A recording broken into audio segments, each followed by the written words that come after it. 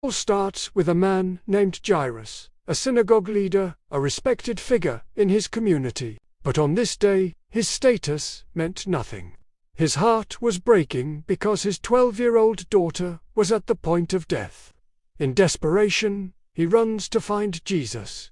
He falls at Jesus' feet, begging him, "Please, come and put your hands on her, so that she will be healed and live." Jesus agrees and starts heading to Jairus' house with a large crowd following them. But then, there's a delay. A woman who had been sick for 12 long years reaches out in faith and touches Jesus' cloak, and she is instantly healed.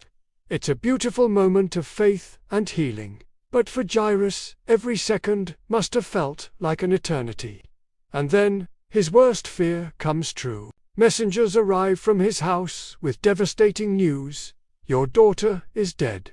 Why bother the teacher anymore?" Can you imagine the crushing weight of those words? The flicker of hope he had was just extinguished. It's over. The crowd probably fell silent, their faces filled with pity. But Jesus, overhearing what they said, turns to Jairus. He doesn't offer condolences. He offers a command of faith. He says, "Don't be afraid.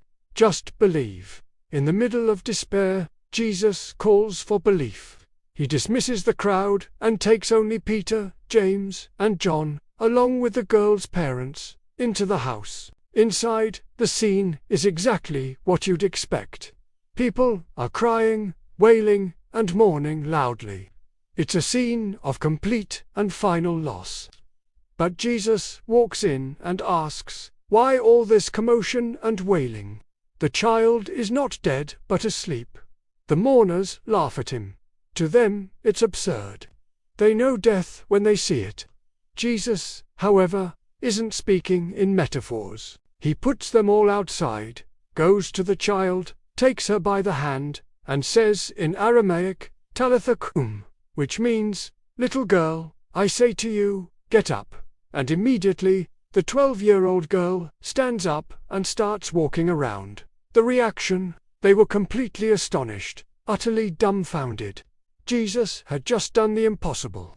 He turned a funeral into a celebration. He then gives a simple instruction: give her something to eat, a tender, practical reminder that she was truly, fully alive.